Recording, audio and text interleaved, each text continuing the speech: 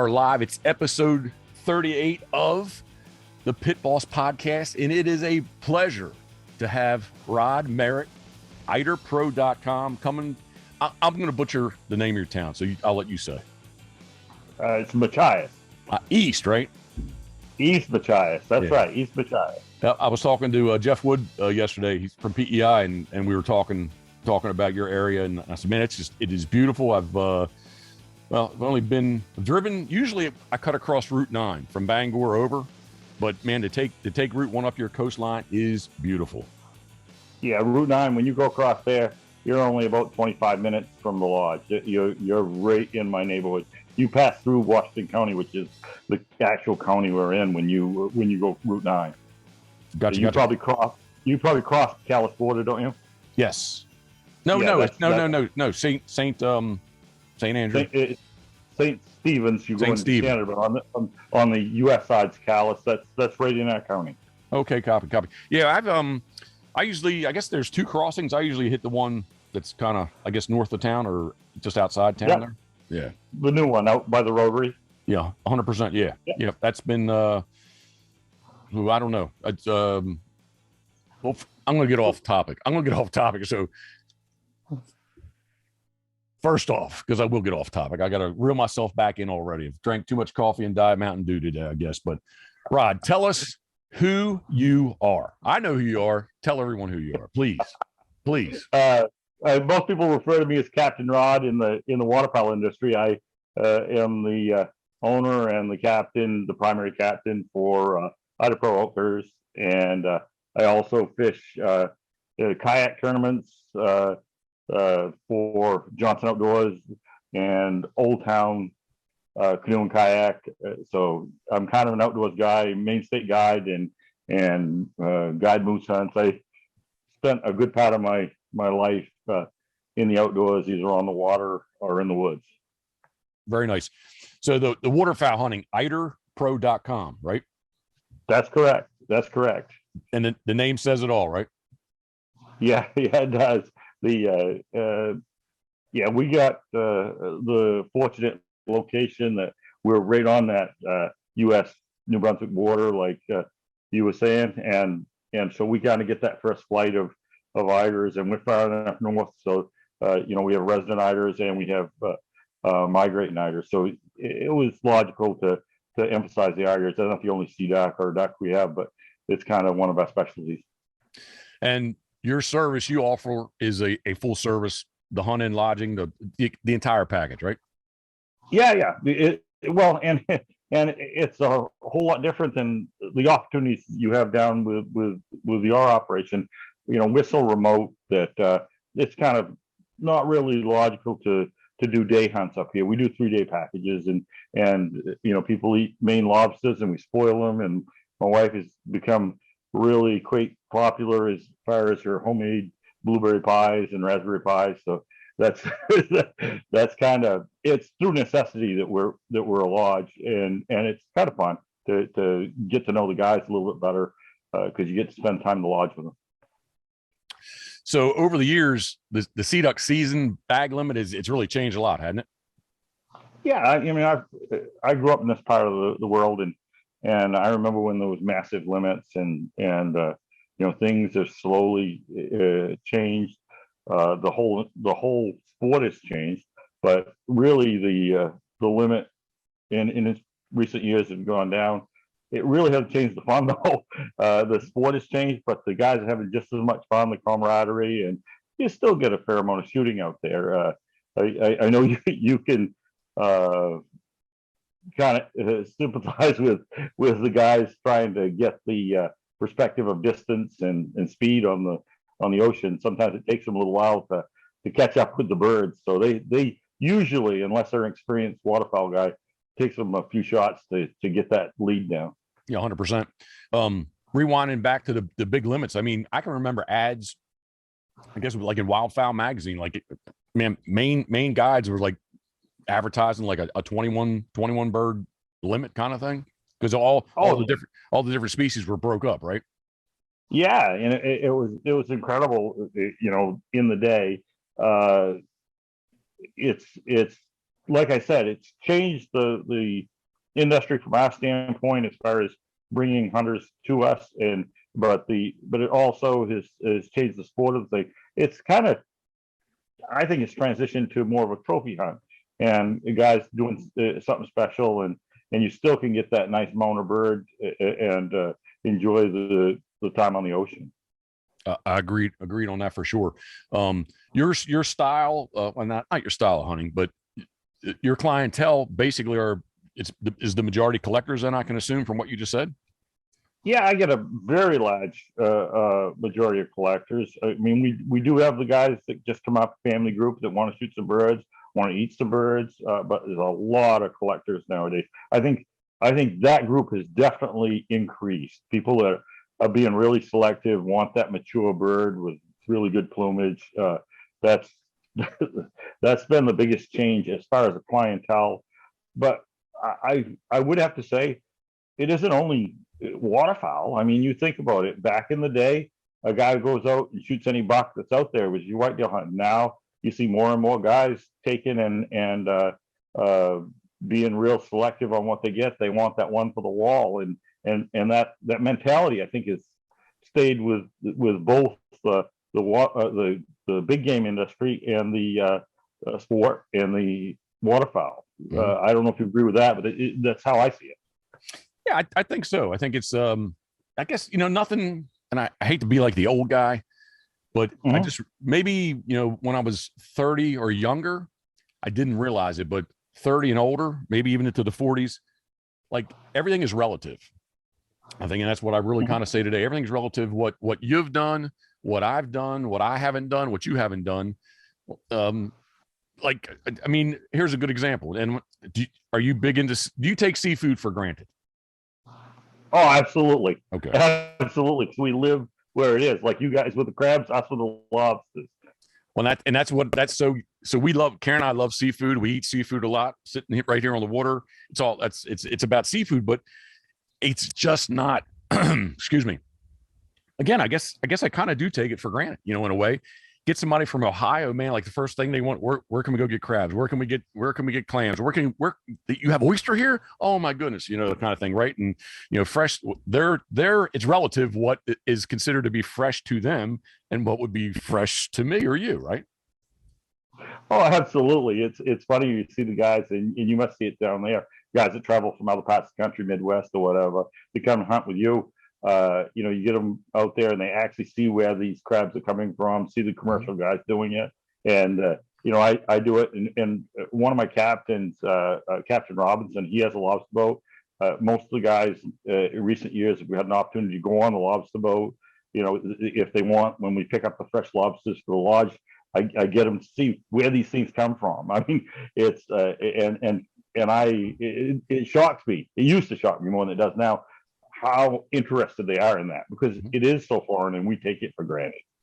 And again, gets back to my point, is like, everything's relative, right? That's what's, I mean, I went to St. Paul Island to shoot king eider. I had more, well, can't say more fun, but I enjoyed, I was a big fan of Deadliest Catch. And to go down and actually be able to get on these boats and see where, we got to go through the processing plant. It wasn't, that was as every bit as enjoyable and memorable as shooting king eider and harlequin. So it's just, it is kind of funny, I'll go down a little side path here. I doing the kayak thing. I fished in the kayak classic, which is in conjunction with the big one, with the big boats, and I met some of the gentlemen from Swamp People, and then developed a friendship, and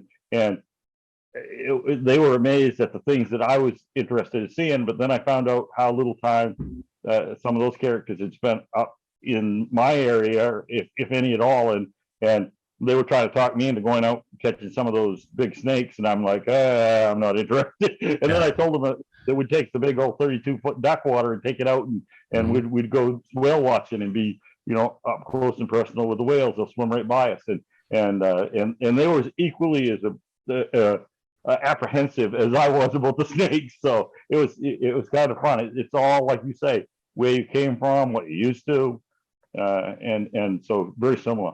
Yep. Rod, I got to tell you, my eyes keep going over your shoulder there.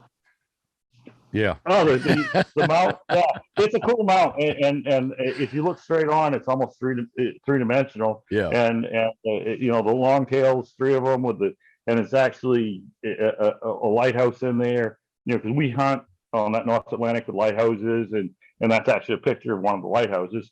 And so it was a cool mount. I was actually a surprise by a gentleman that does a lot of my taxidermy out of Duluth, Brad Graber, and he well, I gotta tell you a funny story. Do it. Occasionally I'll grill steaks for the depending on what the chefs are saying that they want the next day, and so I was kind of known for doing a pretty good steak, so I decided I was going to grill some steaks, and Brad was here with this. He surprised me with that. Wow. Well, I was almost choked up with this thing because it was so beautiful. And I forgot the steaks on the grill. They turned into hockey pucks. Well, this is it's like 3 years later, and every time that guy talks to me or we talk about food, it's about the hockey puck steaks. It kind of ruined my reputation to the good steaks. So we ended up eating something else that night. So that cost the whole grill full of beautiful steaks right there. I tell you, like I said, not that I'm not paying attention to you, but my eyes just kind of keep going. I was like, wow, I've seen lots of mounts. People send me pictures. Regular just being online looking at taxidermy mounts, on social media and things. And I don't know. I've seen a lot of flying birds. I don't know if I've ever seen anything like that. That's pretty cool looking. It is beautiful, and as you probably see with your longtails, they do that courtship flight where they're chasing the hen, and that's what that's simulating. It really looks just like it. A couple of drakes chasing a hen, and they're doing the didos up and down, and so it really was well done, and that surprise when you don't know you're getting something like that. 100%. Yeah, I was choked up. I really was. You talk about that nuptial flight. One of my, taking a lot of pictures back in the days, and it was 3 drakes chasing a hen, and I just kind of caught them as they all were banking, and it was like it is a really cool thing to see old squall do that for sure. Well, when we do the first little speech that I do for all new hunters that come to lodge, and I'm sure you do the same thing when you take people out. I talk about the different species and what to look for and identification, and I tell about that flight, and if you see it, what's going on, and it's kind of a random pattern, you don't know where they're going to go. But I also say, God created this beautiful bird that could fly like a fighter plane, swim like a fish, but forgot to teach it how to land. Because guys will shoot at them, and then the bird will randomly decide to land somewhere, and it looked like they died because they just stopped flying and crashed. And then the first time anybody's sitting out there, either in a layout boat or on a ledge or in the boat, and they see it, they're like, "Oh, Captain, I know what you're talking about now. It looked like that bird died, and he's just fine. All he's doing is just landing, but he doesn't land well. Skips lots of times." 100%, man. They just stop. they just stop flying. That is very, very accurate. Yeah, they don't set in nice and pretty like the other seabirds. 100%. So you mentioned the Duckwater Ocean 32. I happen to be in the outdoor studio today, and right there, I'll sit on the boat lift is my 32, the world's largest duck boat that Steve Hoover makes. I want to get into it. I want to tell a little bit of a story of how I know you, how we met. But I want to rewind a second and say I make it a little bit about Steve Hoover.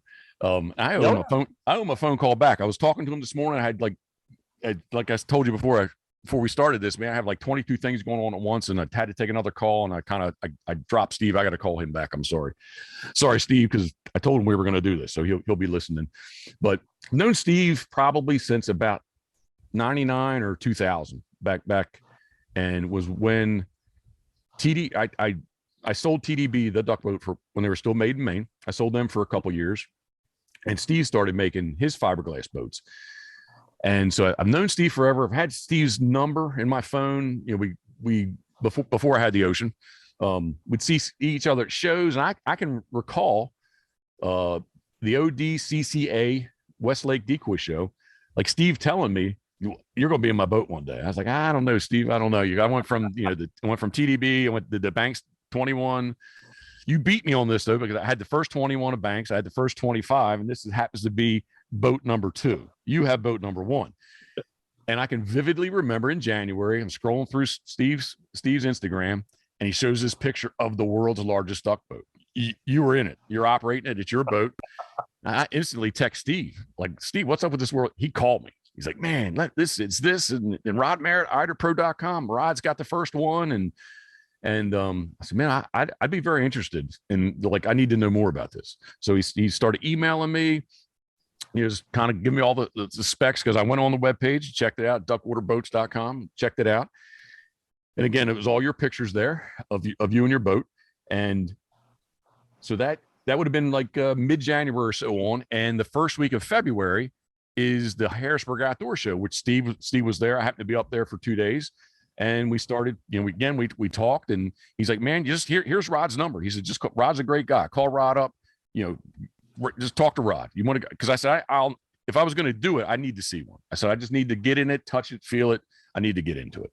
And so I know you'd still really kind of had yours in storage. And I guess I can't remember the exact date, but I will say it was in second, third week of April, probably, that you were kind enough to have me up. And I tell people, I said, man, I just wanted to touch it. And you're like, no, man, we're going for a boat ride. So you launched it, took me for a ride, and it was just, came home to, well, as soon as I got to there that night, excuse me, because I spent the night, talking with Karen, like, Karen, I want to do this, I want to do this. And she wasn't hard to talk her into it, but you're very kind. And again, I tell everybody that you were more than generous to me to spend your time and to take me. Again, I just wanted to look at it, and you were like, no, man, we're going for a boat ride. So talk about the world's largest duck boat. You go now. Yeah, I will. It was fun, by the way. I'll reflect back on that. It was a pleasure. And I'm not doing this because I'm on your show. You're a legend in the industry. You do a great job in promoting appropriately. And so it was a pleasure for me to. You're very kind. Thank you. Well, it's the truth. And then to go out there, I will reflect back on that day before I tell about how I ended up in the 32.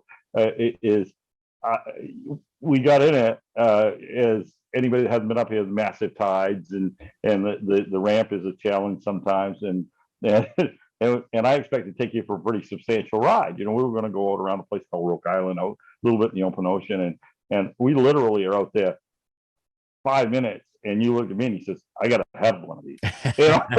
So it wasn't to sell one, because I get nothing of it, obviously, but it was just a kind of smile. Now reverting back, I had gone from typically what guys have, the typical 21-foot style boats, and we hunt out of layout boats and different things, and a lot of ledge hunting.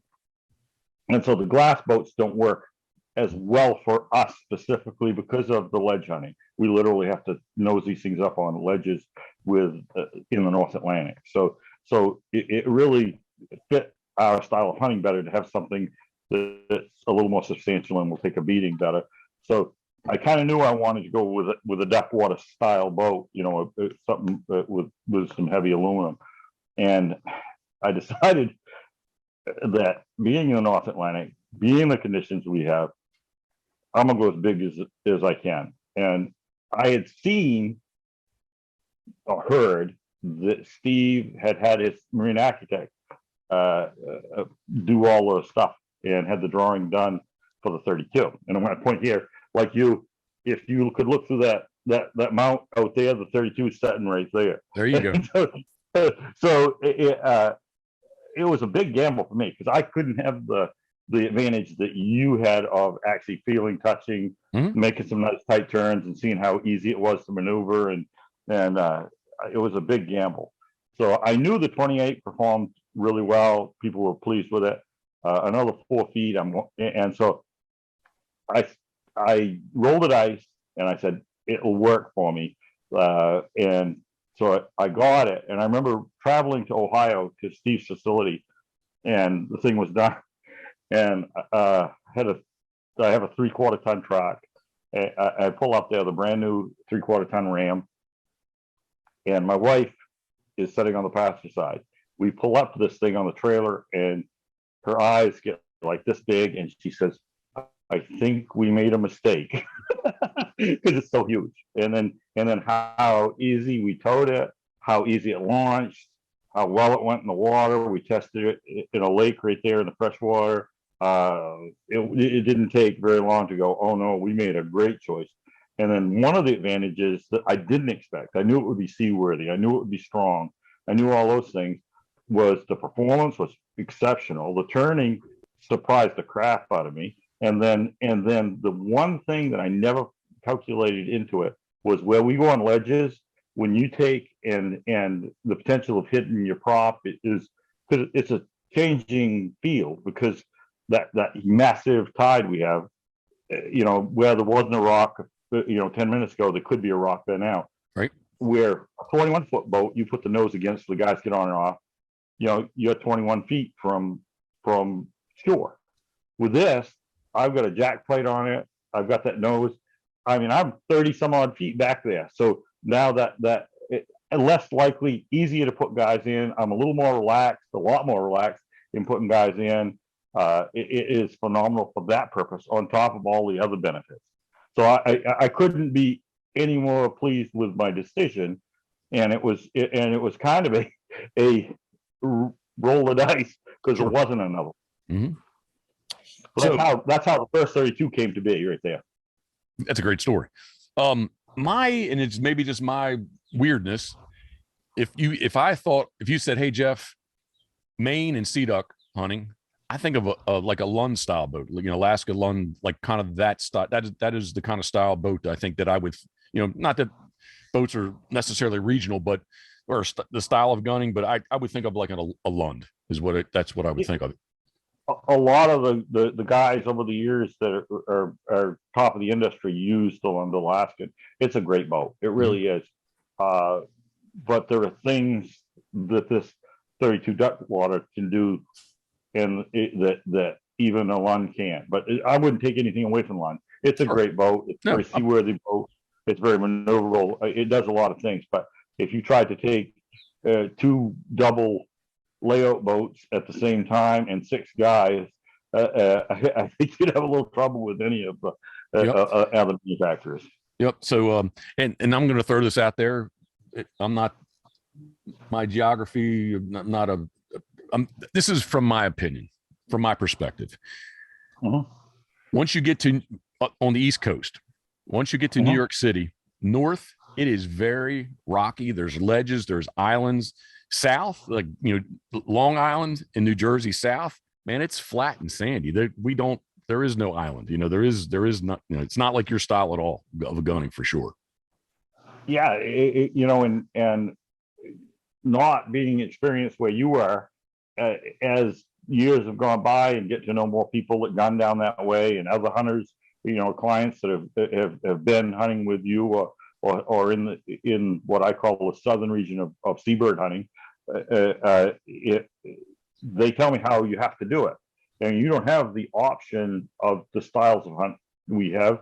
And tell you the truth, I don't have the options of setting up the way you do because of the massive currents and tides. I think the other day when we were chatting, I was telling about the massive anchors we use on our long lines, and so it's interesting. Here we got the exact same boat pretty much with some minor differences, and they both work so well for both of us, in a different way. Yeah, 100%. When you brought up your story about Lisa sees it and you're like, oh my goodness, this is, like, what did we do? Right. Each time with when I've made the step up to the bigger boat, I've always kind of thought the same thing of like, are the birds going to decoy as well? Again, my style of gunning is much different than your style. And I want to get into your style of gunning, but I boat hunt, right, all the time. So each step up in size, I was like, is this going to be okay? Is it going to be okay? And I kind of had the same reaction as you drove out New Philadelphia, Ohio. And like, it was kind of so big, like the bow was hanging out of the shop when I pulled up, right. And I was like, call Karen, as I was pulling in, I'm talking to Karen on the phone, like, holy moly, Karen, this thing looks big.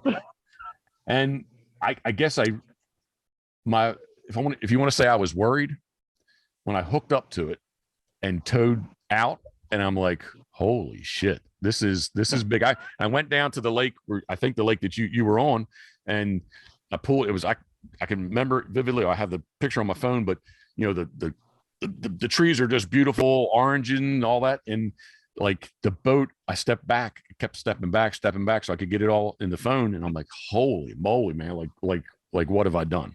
This thing is freaking huge, and F350 crew cab, 8-foot bed. It's not like the truck is little. And I'm like, man, I'm looking at the boat right now, but I'm like, this is big. So, but I totally agree with what you're saying on size.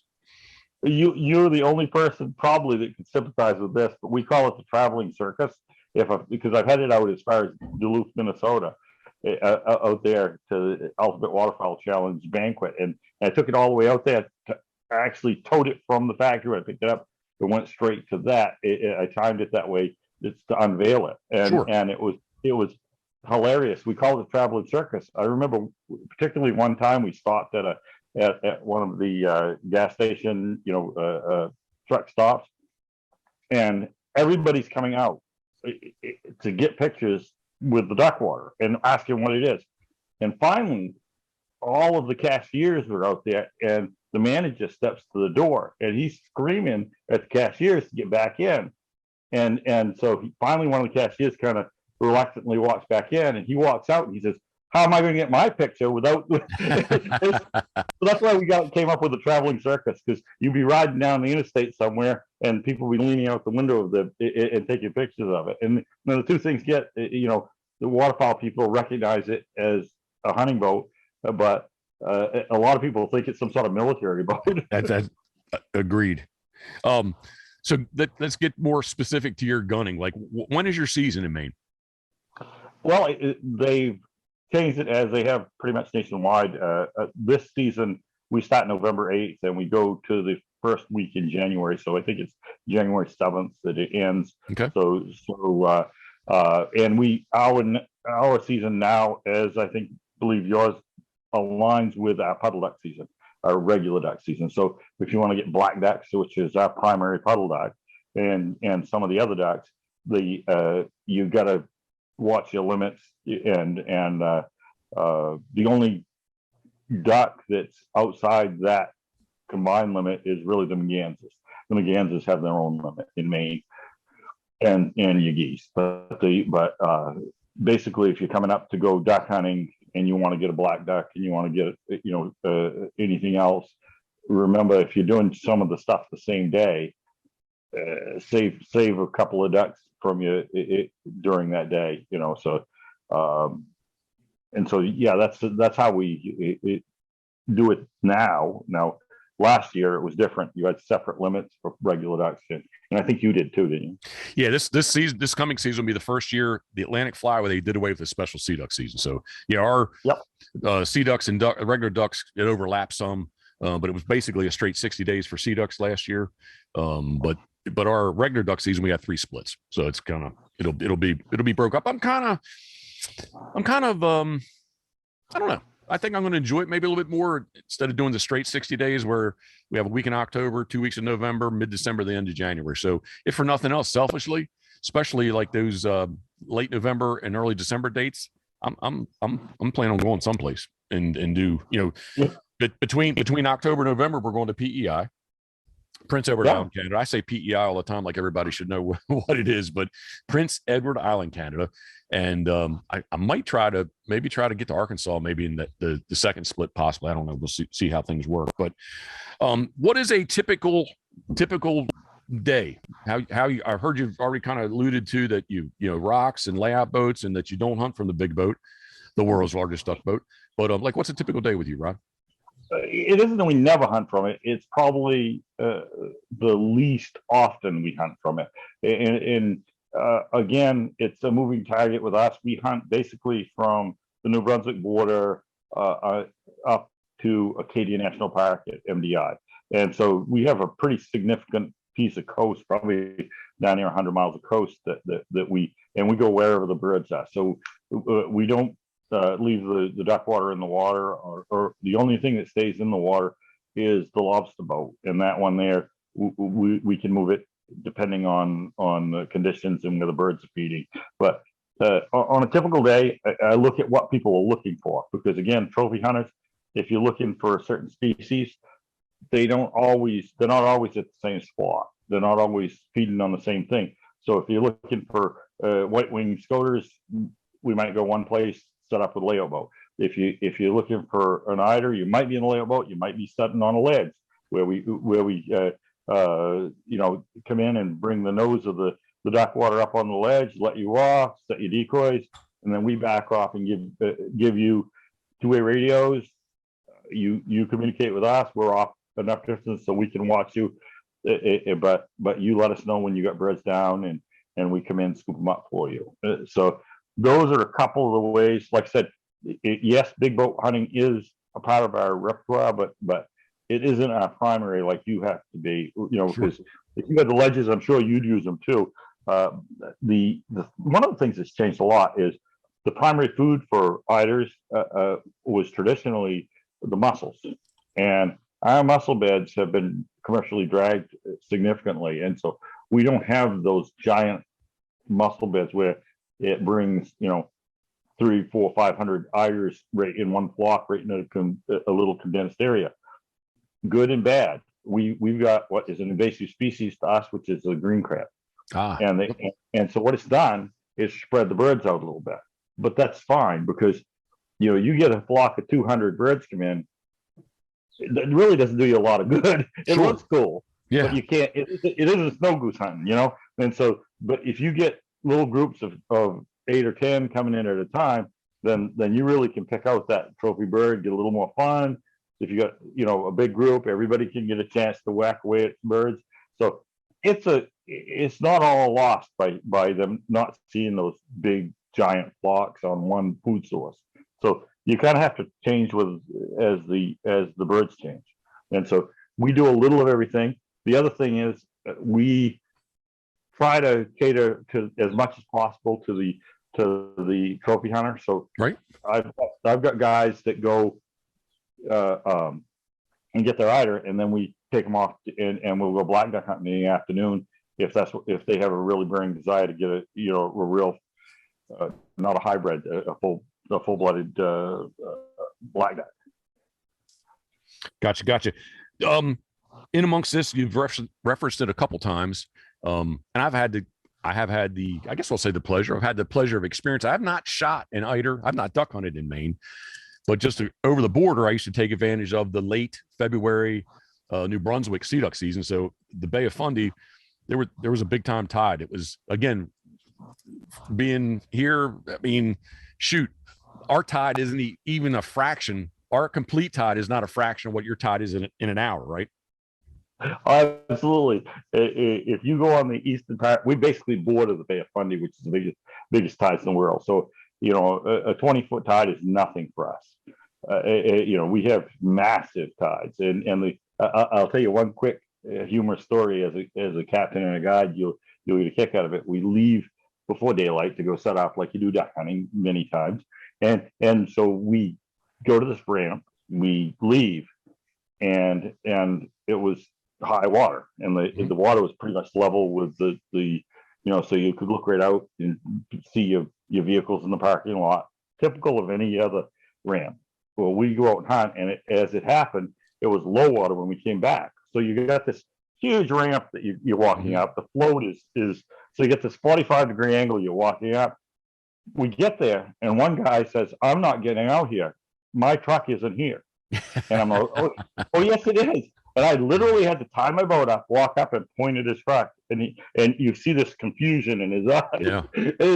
It looks so different. So the changing landscape, the currents, the tide. It's a very unique place to guide and hunt. That I'm not going to say it takes special skills, because I'm sure you as a captain come up here in no time and you'd be adapting to it. But it is something that for the novice is a learning curve. Oh, 100%. I totally agree with that. But it is, and for those that don't know, I mean, like you're saying 20 feet. I can say that the areas that we gunned in New Brunswick was like a 33, 35 foot tide. And in an hour's time, that's 6 feet of water. Like you're sitting there on the rocks, like watching the water. And the guys, we went with two different guys, guides. Well, yeah, it's another story about guides and guide licenses in New Brunswick. You can't hunt. I can't go there and hunt. You have to hunt with a guide. Absolutely. They have two different guide licenses. One's the guide can shoot with you, the other he can't. So anyway, long story short, and I agree with them. They like to hunt the incoming tide. So it is all about hunting the tide, and it's more of that. Basically, you're kind of like constantly pulling the decoys with you as you're climbing up the rocks, kind of thing. But I mean, you're sitting there on the rocks, and you can see that the water is rising very quickly. I've had more guys in that first speech that I do in the evening in the lodge the night before the first hunt. I tell the guys, keep your stuff. If you're setting on a ledge, keep it behind you. I try to put it right directly behind you so you bump it if you get up, because you're going to have to move. And again, they're trying to absorb all this. And if they haven't seen it, it's so foreign to them. Because I've seen, a brand new Benelli under 1.5 foot of water, salt water, because somebody just sat there and they're eating their sandwiches, talking, and the next thing you look down, the shotgun's under the salt water.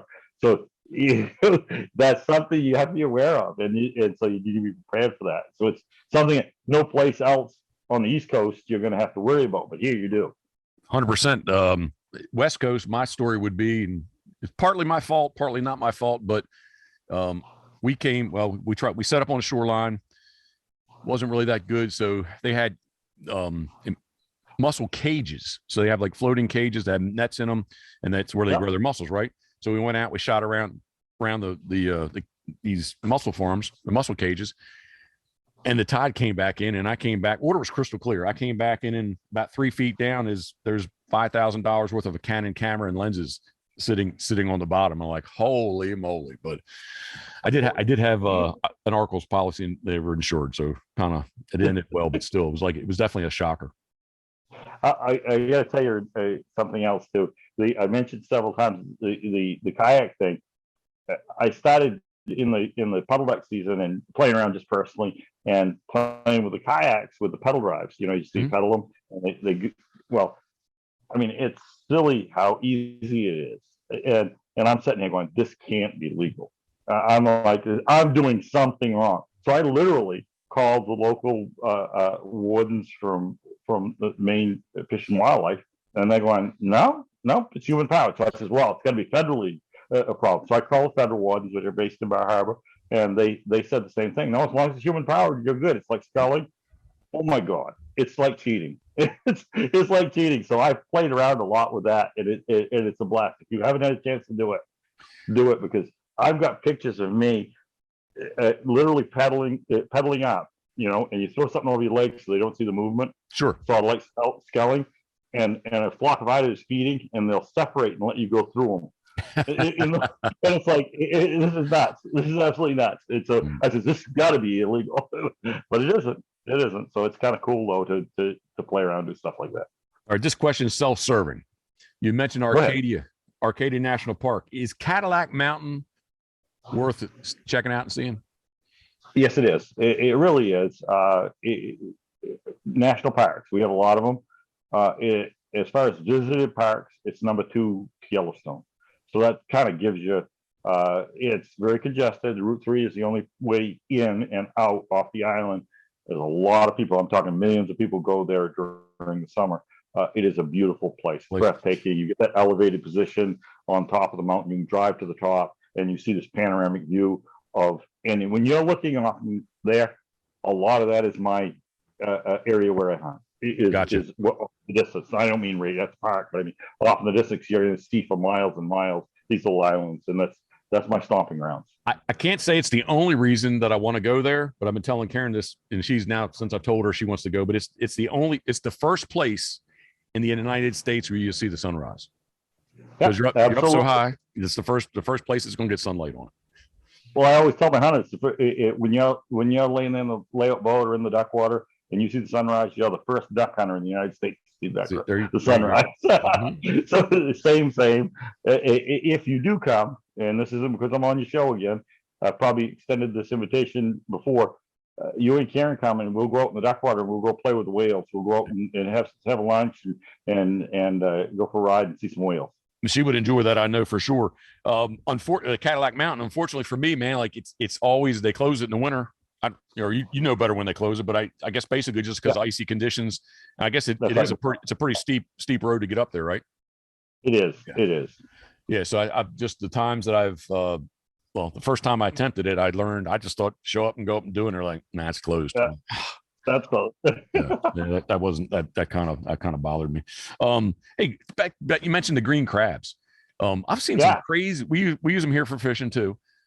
Yeah, I'm sure there's some walking around somewhere, but I've seen, and I would say like maybe Massachusetts north, where like there's I'd call it a tump, but let's say a marsh that these things have just eaten totally underneath. Like there'll be a picture of a guy taking a shovel and like opening up the ground, and they're like termites. They're just everywhere. I don't see them like that down here. We haven't got it like that yet, but it has grown exponentially. I'm a little concerned because you got a fragile ecosystem, and that's why I think having the local species, the sea ducks and such, starting to feed on them is good, because at least they have a predator, and so. But yeah, we've seen a huge increase because they weren't native here. I think what happened, if I'm not, and I'm sure some biologists will correct me on this, but my understanding is they were originally an Asian species, and they were brought here for bait purposes. And like any fishermen, they just, when they're done, they throw them overboard or lost them, and they took hold. And so they're here. We got to deal with it. It is a little bit of an issue with our clam industry, because the clam industry is pretty substantial here in Massachusetts, and I guess they do affect that, Mm-hmm. So there are people concerned here about them, but there's not a lot we can do. And it's funny because these commercial fishermen that fish lobsters and conventional crabs to eat, they're trying to find a market for these things, because they will trap well. So if they find a substantial market for them someday for some purpose, I think we could probably at least control the population. Sure. Let's see. The ultimate Waterfowler challenge, Waterfowler's challenge. What's your association with them? Just I enjoy them. They donate a substantial amount of money for hunts for veterans, and I like that, of course. Sure.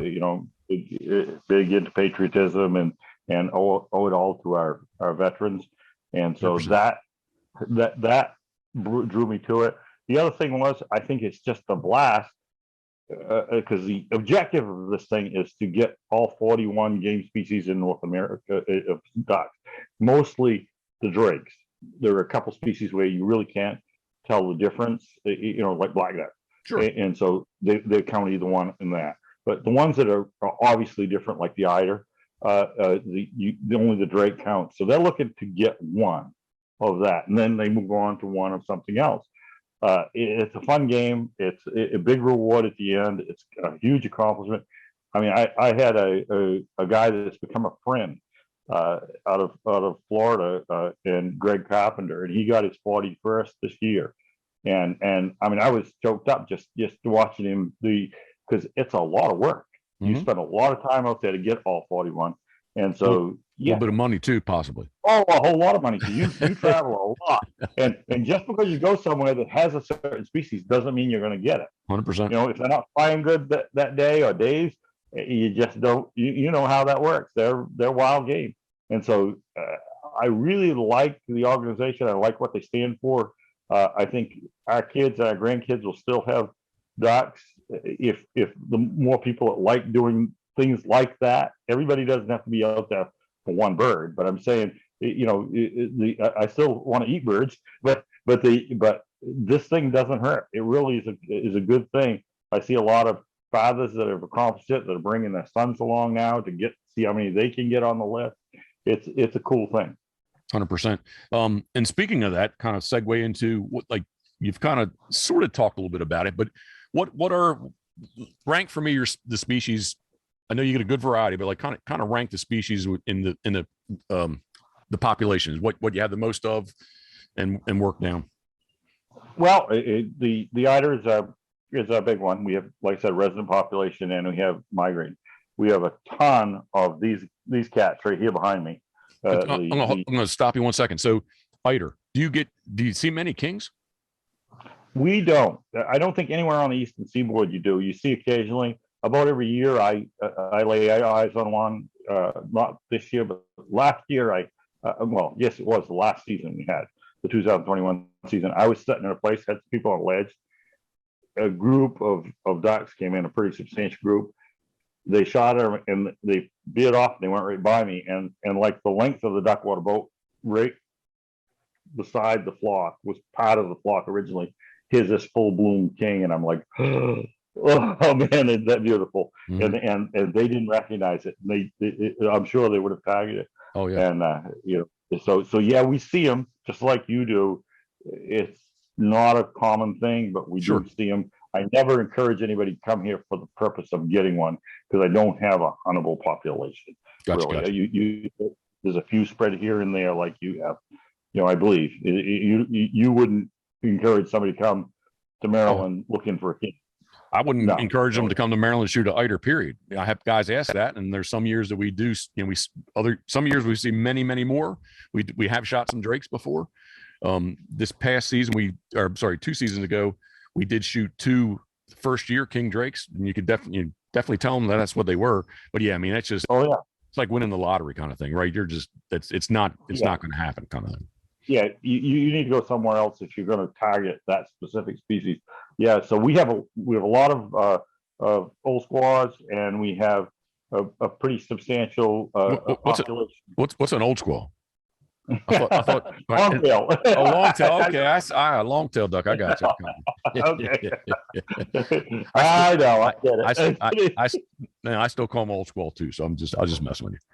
I know. I do the same thing. And then we have all 3 species of scoter, right? Surfs, white wings, and your common or black scoter. Your black scoter, it's funny because the local terminology, they always, the old fishermen and the old guys, they always call them coots. And we don't have coots. We don't have American coots yet. And I laugh because we'll stop at a little convenience store or something. There'll be a couple of old lobster fishermen in there, and they'll say, "Oh, you guys out coot hunting?" and if I say yes, I have to look at my hunters and go, let them. It's the local dialect and terminology. They always call them coots. But when I was young, the black scoters, the common scoter, we shot a lot more of them, but it was because the season was earlier. We had a very, very early season. They migrate through here. So out of the 3, that's the one that is least consistent for us, where you could probably kill a black scoter every year. And with me, I think they get to you more consistently. I get kind of the tail end, and I think you have a lot better chance to get a black scoter, Massachusetts South. That's my opinion. But yeah, we have all 5 of the what I call the East Coast sea ducks, and I don't count but I would say 75% of the people come for an eider, but more and more of these guys that are trophy chasing. I've got here on the wall beside me a beautiful mount of, believe it or not, of a red-breasted and a common Merganser drake. And you can't imagine this Ultimate Waterfowl Challenge, because everybody that's waterfowl hunted their whole life has shot Mergansers. It was partially from boredom. The birds aren't flying, the Merganser comes in, whack, he gets it, right? And so nobody concentrated on decoys or their feeding habits. They just were there. And you talk to people, they go, "Oh yeah, I'm going to get my Merganser easy." Well, nobody knows how to hunt them. So I've had to kind of spend a fair amount of time the last 2 years in figuring out where the heck these things are and actually get some decoys. If you let me step away, just for 1 second, I'm gonna do it. Do it. Do it. I'll be out of the camera view, but I can still hear you. I'm gonna grab something. It's all good. I had to get up earlier and let the dogs back in. Two of them were out here with me. No, I just want to show you these. Yep. These are cool. Very nice. See the Yeah. One of my hunters did these for me.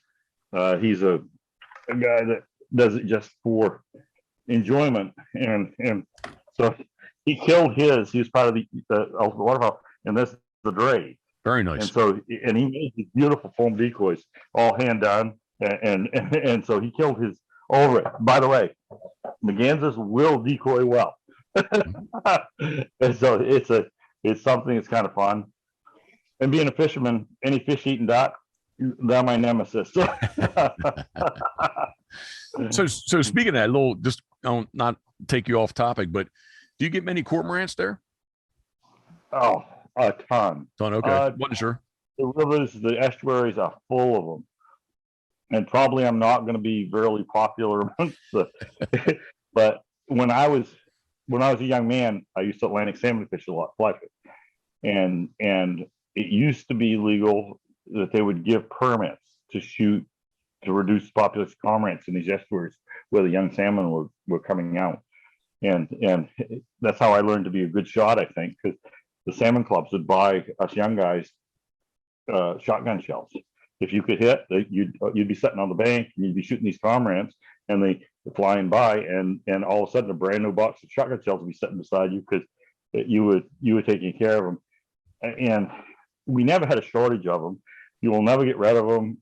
I just think controlling them a little bit might be. I mean, I have all the respect in the world for our biologists. They overall do a great job, and there's a reason. But man, I'd like to see that population here because we're seeing them in the little beaver fluiges and the little ponds, and clean up on trout and all the other species of fish, and to control them a little bit wouldn't be a bad thing in my opinion. Gotcha. But that's neither here nor there. That's just my opinion. You said fish eater, so I had to bring that up real quick. Pottle ducks. You said black duck is your top bird. What follows after black ducks?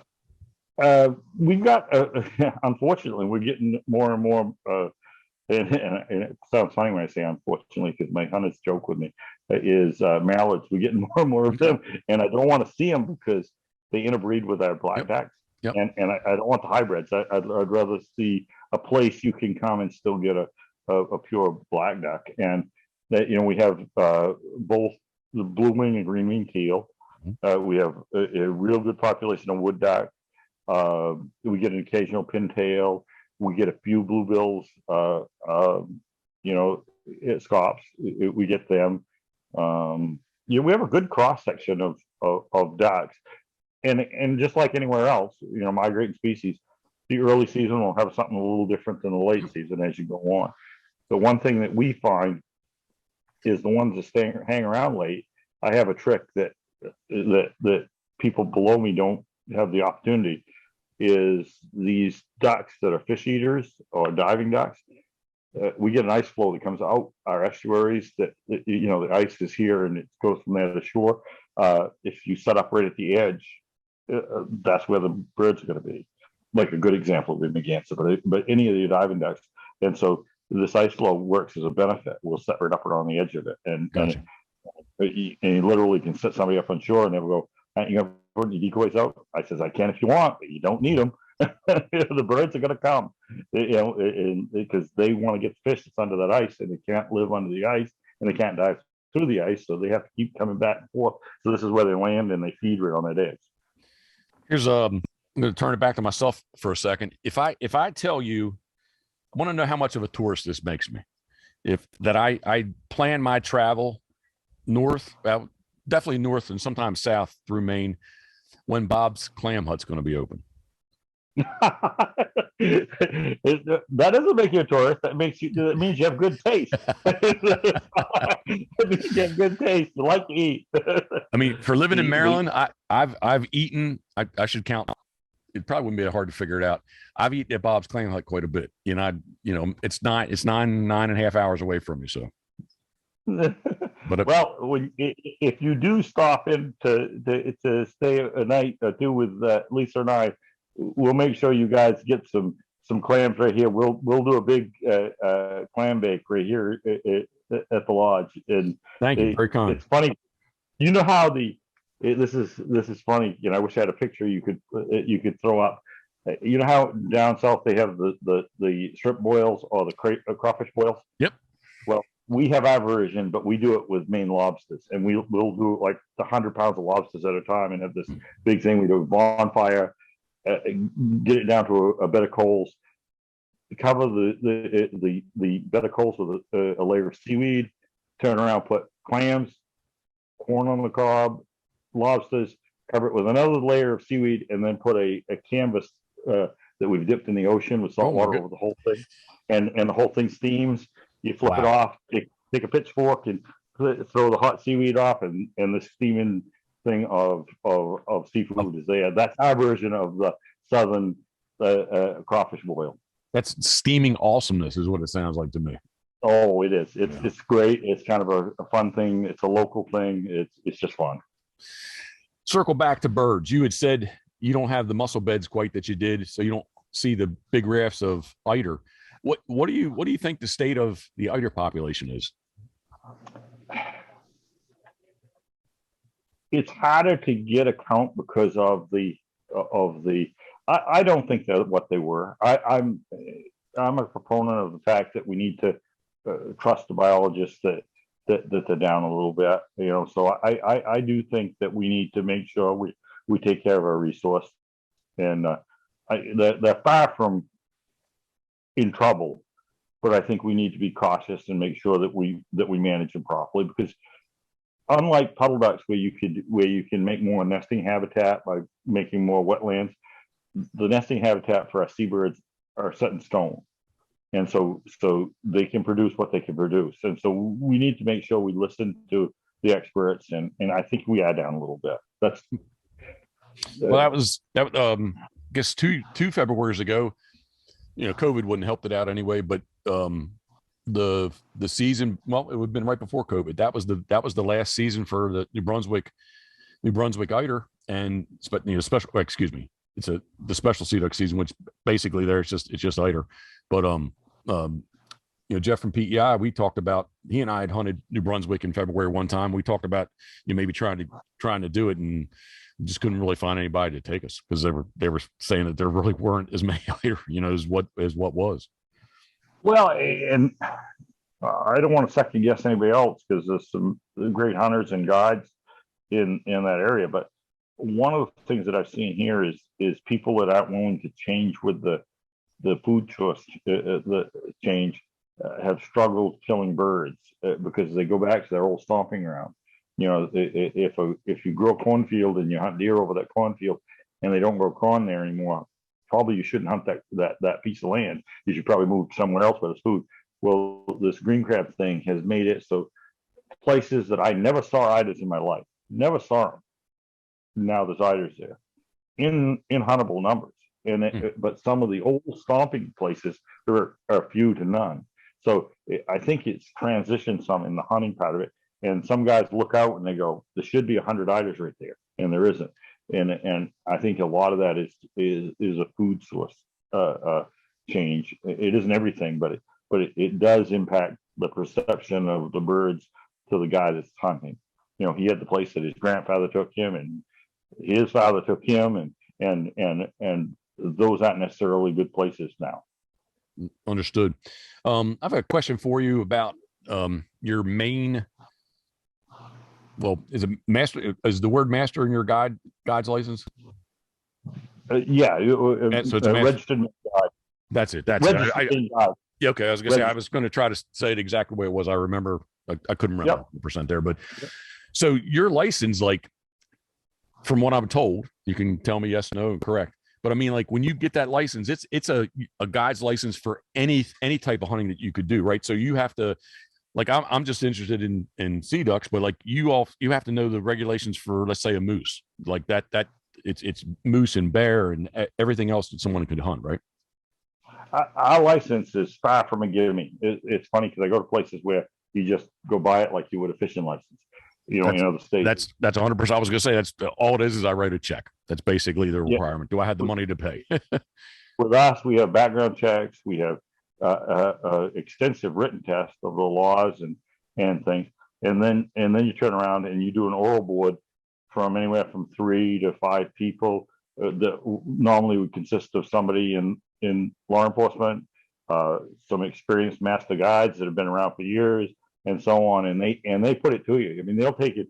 They'll have little swatches of either feathers or fur, and you'll get to touch it and go and look at it and go, what animal or bird did that come on? And then they'll have pictures on the wall, and maybe just a silhouette of a waterfowl, and go, is that something you can show? And on and on and on. And you have it's an extensive thing about handling emergencies and how you do it. And they put it to you, and it isn't. It's far from a gimme. A lot of people fail it multiple times before they go back and actually get it. So you can't just, you got to study for this thing, and I think it's a good thing. I really do, because it's a pain in the butt when you try to get it, but on the other hand, you're in some big woods up here, and if you're out there, you want to know this person knows what they're doing. They're not going to get in trouble. If something bad happens, they know how to handle it. And so these are important things. And I think overall, the Maine guides have a good reputation nationwide. Overall, I mean, I think it's been good, and most states recognize us as far as if I want to go get a guide's license. A lot of states will take my fact to get a Maine license, and I want to get it. They'll instantly you can get it. Yeah, your Maine license does mean something. The story that I was told, and again, just secondhand, but a good friend told me the story. He likened it. It was harder to get that license than for us to get our captain's license. He's like, I studied. I mean, to me, the captain's license was a test, right? He's like, oh, yeah, sure. He's like, it's harder than that. It is. Oh, it's significantly harder. Significantly. Yeah. His example was basically he wanted to guide waterfowl, and his example was, I had to know on September 25th in zone 3 what moose could I shoot. He's like, what does that mean to me, man? Like, he's like, they don't have any specialties at all, and it's the real deal. It really is. If you watch Naked and Afraid, yes, okay, they had a guy that was a Maine guide on there, and I believe he was in Florida. And this guy, by the time he was done, he'd caught alligators and catfish and all this stuff. And you know how they have how much weight they'd lost. I don't think he lost any weight, and he's like offering the cameraman jerky on the way out, and laughing. I did not see that episode. Oh yeah, you gotta Google it and find it. Yeah, it's pretty cool. I didn't see that one. And maybe my September 25th for a moose in zone 3 is not that's not accurate, but that was the analogy is. It's tough, man. Like, and it happened to be something that he had no interest in, like I'm not going to go shoot a moose, or I'm not going to guide. Not that he wouldn't shoot a moose. I'm not guiding moose. Right. That's not what I'm doing. No, and I'm a good example. I'm on the ocean, but I also moose guide. So, but I don't, a lot of other things I don't guide, but I still had to know actual license. I can guide trappers, and I don't, I don't do that, so it's pretty extensive, and it's challenging, but it's rewarding when you get it done. It means something when you put the patch on your shoulder. Yeah, 100%. That was I totally agree with. Again, I was told the story. I believed the story that I was told, but I just wanted to ask you just to see if what your version, what your take on it was. That's all. No, it's a real deal. It's a real deal for sure. So, are you gonna get hold of Steve Hoover and tell him that he needs to make a larger duck boat? I don't know. I think 32 is enough, but you never know. You never know. They thought I was crazy when I bought that one, as probably people thought you were. Mm-hmm. But I never say never. I don't know if Steve has any plans for a 34 or 36 or not. I had somebody tell me they were going to get Hoover to put a pulpit or something on it just so they could, so it would be longer. Yeah. Oh yeah. I said, everybody was joking because, when you were telling about world largest tugboat. He says, "Go ahead and just weld a little something right on the tip of it." Yeah, I use that. I use that saying. I mean, I say it all the time, and people. So you again, I'll say you have hull number one. I have hull number two. There's a hull number three. So it's when I say it, I'm not really referring. First off, it's just well, and first off, it's Steve Hoover's. That was his. That's where I learned it from. He said, "This is the world's largest tugboat." So I keep going on with it. But people sometimes think that this mine is the only, and it's not. There's at least you had number one. This is number two, and there's at least number three, if not four. I know you're host. This is your show and you host it. But I want to ask you a question. Were you impressed with the turning of that thing? Because I expected it to turn like a barge, and it doesn't at all with mine. No, and it's really so a little bit of the history on I don't know all the lines that Steve produces, duckwaterboats.com. Hal Whitaker happens to be the naval architect that it's a computer designed boat, right? And he's right in Annapolis, Maryland. So there was something I wanted to change, and I called Hal and he can do he's a very intelligent guy. And I told him I had some. I guess I'd already gave Steve the deposit because I wouldn't have not got in touch with Hal before that. But I did kind of riddle him on some questions, and he was not that he shouldn't be proud of it, but he was pretty proud of like how it's made, the design of it, and he went through a lot of the different features of it. He was actually videotaping when I was testing around that lake, and you can hear him in the background just like a little kid at Christmas. It was like, look at that thing go, look at that thing turn, and you could tell it was genuine. It wasn't any big ad. It was just he was impressed with how good and I was. I come back with a big grin on my face. And by the way, I'm sure somebody's gonna notice my accent. What accent? Yeah, what accent? What was I gonna say? Oh, so this past season for me in the 32 was it the third year. And season number one, I'd tell Steve, I've never taken a wave over the bow in the ocean. Season number two, I could say the same thing. And about halfway through last year's season, I actually called Steve and told him, I was like, Steve, I always told you I've never taken one over the bow. Today I took one over the bow. So did you really? I really did. It was standing up, huh? Yeah, it was just a big swell. Well, kind of breaking a little bit, but it was a big swell. But they were like just really close together, and it was. I mean, I'm an old guy, man. Like I just putt around. It wasn't like I was going fast, but it was just trying to get back to the decoys, and like one actually came over the bow, and I was kind of shocked actually because it's got a big old. I'm looking at it. It's got a big old bow on it, Oh yeah, no, I've never had that happen, and it maybe do like you say the frequency of the wave, how close together they were, and I think. Down there, and you're not far from the Chesapeake where you're and you have some big long flats, don't you? The shallow water that you're hunting in sometimes. Well, so the mouth of the Chesapeake Bay is got to be a good. I should know the exact mileage, but it's a good 150 miles south of Ocean City, so it's still a ways down. But the big thing is again, like I said about from my definition, from New York City north, how rocky it is, and from Long Island, New Jersey south, it's flat and sandy. When we go out the inlet, there's no question that we're in the ocean. It is the ocean, and there's nothing else out there. And I think it stands up more for you guys than it does us in some places because I think we're probably a little deeper, quicker. I'm guessing. Well, that and it just really kind of depends too, like what the winds. Are there any storms offshore, and what the wind does. I always say wind makes waves, and it's just if you could have a northeast breeze. That it would be big. When I say breeze, I mean, northeast, it's 10 knots, 10 to 15 knots that if it's been doing that for 24 hours, there's probably a pretty good wave out there versus if you had northwest that is blowing 20 to 30 knots, like it's almost right off the beach. It's almost flat just because of, the way the wind works, so it's really all about like in my opinion, it's kind of what has it been doing, prior and I'm more concerned about the wind direction. Where wind direction is 90% for us.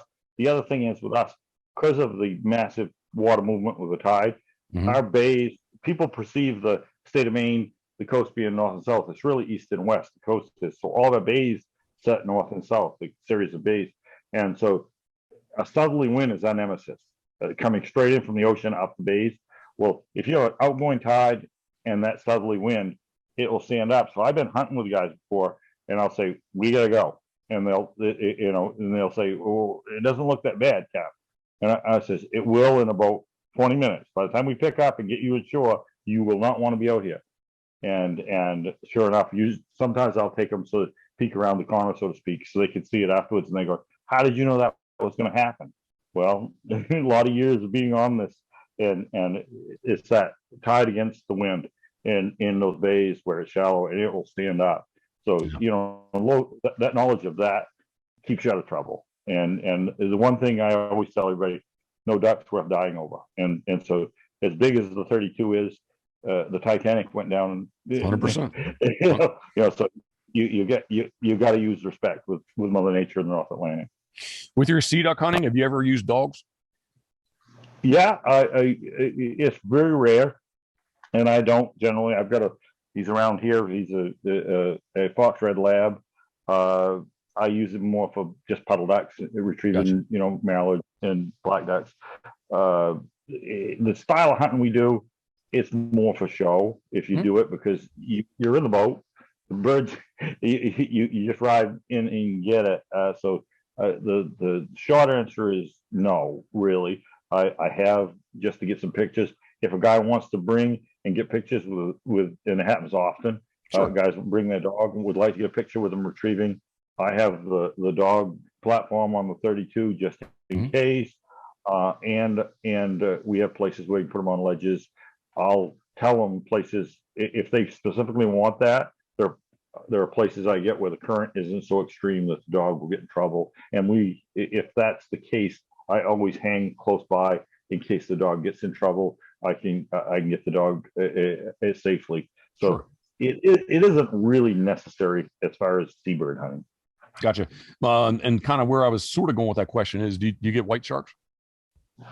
Yeah. Not during the duck season. I haven't seen one, but this time of year when we're out cruising around, there'll be some of the great whites out there. Wow, nice. Yeah, I know something that surprises a lot of the guys. I'm sure you see the same thing. We have a lot of seals, and when they pop up in the decoy rig, the guy's like, "What is this?" Especially when they're in a layout boat and they're looking face to face with a seal. Yeah, we don't. It's a big deal here to see a seal. We just don't see that many of them. But quick little anecdotal story. What's that? I'm sorry. We see them all the time. They come up and they'll actually. I had one last year just bumping the decoys. He was inquisitive and he kept looking at the decoys and the guys were videotaping it. Mm-hmm. Yeah. My quick little story is it was sea duck hunting, and it was way out, actually east of Rimouski, Quebec, on the St. Lawrence, and we were shooting eider. It was in October, shooting eider. There was quite a few eider there, and my old dog Coot was retrieving them, and she came back with one and had a seal pop up. I think it was like kind of winding her, kind of thinking like, what's going on? They never made contact or anything, but the seal did pop up while she was retrieving an eider. Our seals will take a crippled bird. We lose several birds a year to seals, and that's why we try.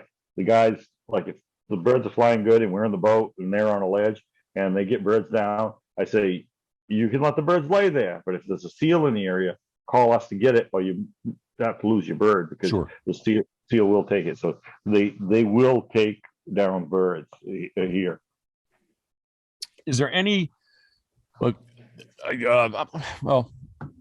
was going to ask you about you're guiding much like you are guiding like me. No, well, not like me, but we're guiding. So I don't get to shoot. I was going to ask you, is there a specific main hunt that you were on and or that you guided on that is something that stands out in your mind when you were sea duck hunting, whether it's you sea duck hunting yourself or a guided trip? Oh man, as you can, you know why I'm laughing right now. There's been hundreds of them, and how about a story? How about a story? How about something that you can tell? Yeah, that's the problem. That's what I'm saying. Not something you can't tell. How about something you can? Oh man, I don't know. I'm trying to think of specifically. Most of them I can't tell the story. Understood. Okay. it's usually something that is profanity involved in. Understood. I do. It's a trust your guide story. Trust your guide story. Trust your guide story. I've learned that a long time ago hunting myself, like you have in different places around North America. Is you hired the guide for a reason. You got to trust him, and even if you think you know, you might not. I've been on the opposite side of that and thought, and then through observing through the day, oh, this guy really knows what he's doing. Well, I had a day where we couldn't get out to our best spots, and this particular gentleman was insistent that we go to the spot that he knew of, that he had hunted before, and the other guys were not being very kind and trusted my judgment. Right. Finally, it was late in the season. I was probably my tolerance for things probably weren't where it ought to be, and I says, I went right in and I says, you in the boat with me, the guy, and so he hopped in. I says, we're going out and check this just in case. We rounded a point, and within a minute and a half, he was laying on the deck crying like a baby and said, Captain, take me back. And I said, you sure? Are you sure? Are you absolutely sure? I took you back. He came and apologized to me afterwards, and it was like, I don't, I want you to have a fun hunt. I want you to get birds. If it was safe and logical to take that whole group out there, I would have. And he says, now I trust you. But that was probably a bad choice on my part. I didn't put him in any danger, but it was sloppy enough so that a novice was very impressed with how much the 32 would take. At the very least, you made your point with him, right? Yeah, probably not appropriately. I wouldn't do that to everybody, but the CDEC last year before last, I got it a moose hunt that turned out being pretty incredible. It was a 50+ inch bull, and I called him in within 15 yards, and it was exciting, was to say the least. He was. Mm-hmm. I challenged him with calling, and he was blocked, so I couldn't see. Husband and wife did a great job. Nice. And called him in, and that was something that was memorable right there in the hunting field. In the CDEC world, there's 1,000 of them, but wow, the seal stories, like you said, the guys calling up all panicked, and they think a seal's a great white because they've never seen anything alive in the water that big, because they came from the Great Lakes, so inland, and just never seen the big things that are in the ocean. It's all relative. It's all relative. I've seen guys, get me out of here. I'm like, it's not a great white. It's just a seal. He isn't going to bother you. Rod, how does someone get a hold of you? What's the best way for them to contact you to book a hunt? Yeah, you can go to idapro.com, the website. Best thing to do is call me. It's 207-598-8511. It's on the website. Don't hesitate to call me. I don't mind getting calls. I'll talk hunting with you. You can ask me a million questions. There's no dumb question. If we haven't talked about it here today, we'll talk about it with you. People ask the same thing they do you, Steve, sure, about the shot size and all the other things. I got a question for you. I know you want to end shot size. What do you say? Smaller's better. Same. Okay. Just want to make sure we're on the same path. I like a better pattern than larger shot. Shot density, get that headshot in there. Yep, 100%. Great. 100%. 207-598-8511. I'm on Facebook. I'm on. I have a website, just idapro.com. Feel free to call me, even if you're not going to book a hunt and you want to ask something about it. I don't mind. You're on Instagram too. I'm on Instagram too. I put a lot of just stuff up there, just fun stuff. But yeah, you can see me on Instagram too. You follow me out there bass fishing. I'm out there trying to do a good job doing that. A lot of fun, and but we'll enjoyed this call with you. Yeah, man. Thank you. I'll get you. I will get you back on again. We'll talk some fishing next time. How about? Yeah, that'd be a blast. That'd be a blast. I'd like to ask you some questions about your saltwater skills, because I guarantee you can kick my butt at that. I don't know. I used to guide fishing. Some people know it, some people don't. And it's tough, man. Like we have a flat fish called a flounder, right? Yeah, we have them. Okay, like a halibut, same thing, right? They're just laying there, two eyes are on one side of the face. And that's a predominant fish here that you could catch. Maybe not big ones, but at least it's catching, right? It's not fishing, it's catching. And the first thing I would do is when I get a bite, a little bait caster, I just hit the button and let the line go. Count to 5, 6, 7, 8, and slowly, and he's there, right? Everybody I take, as soon as I get jerk, I'm like, oh man, like I did it for 4 years, but man, I enjoy guiding ducks hunt, sea duck hunts, brant, waterfowl hunting. I did not enjoy guiding fish people. Just didn't.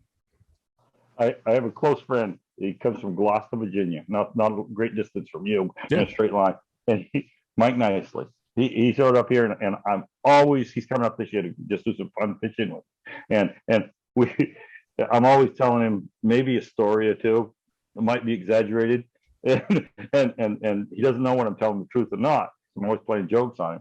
Well, we're out there one day, and I'm talking about flounder and halibut, and I said, both eyes are on one side of his body, and he's like, bull crap. And he's because I've got him on the run, so I play it on, and finally we get back to the lodge, and I bring it up again, and everybody in the room starts laughing because obviously, as you know, I was telling the truth. Mm-hmm. And he finally had to pull a picture out, and he's going, "You son of a gun, you got me again." That is a good one. I just got died dew all over me. That's all right. Yeah, I'm good. I'm doing myself. There you go. Nothing wrong with that. Yeah, we need to. I'll get you. We'll hook up about talking fishing one time. And no problem. I just had something. Oh well, I'm going to do a shameless plug before I end this. If that's all right. Go for it. It's going to be, today is July 14th. Next Tuesday night at 7 p.m. It's going to be the first Grip It and Rip It live. We're going to go on Zoom live, Karen and I, and it is free. All you need to do is get the link. First off, Rod, I will put your links down below here on YouTube. I'll put it here, as well as, well, not all the podcast formats I can put links, but definitely if anybody's watched this on YouTube, your link will be first thing below, and then the second thing below, I'll have the link to the Zoom link meeting, the live for the first live Grip It and Rip It. So that's my little shameless plug. Karen got on me the other day because I did something and I never even mentioned the grip it and sip it. Did I say grip it and rip it? Grip it and sip it. So there you that's go. Happening. That's happening. That's happening next Tuesday, July 19th. So any last closing comments you would like to say? Well, it's a pleasure, and it was a pleasure being with a legend in the industry. He really is, and you're a gentleman. And from the first day we met, there seemed to be some connection there, and I think we've got some lifelong friendship. And I appreciate being on your show. Well, Rod, I appreciate you, and I tell everybody when I tell the story of the duck order, you're right in the story. You're right in all of my duck boat stories. You're right in the mix there. So. Captain Rod Merritt, eiterpro.com. Appreciate your time, man. Episode 38 of the Pitboss Podcast is done. As always, thinking of you, we are.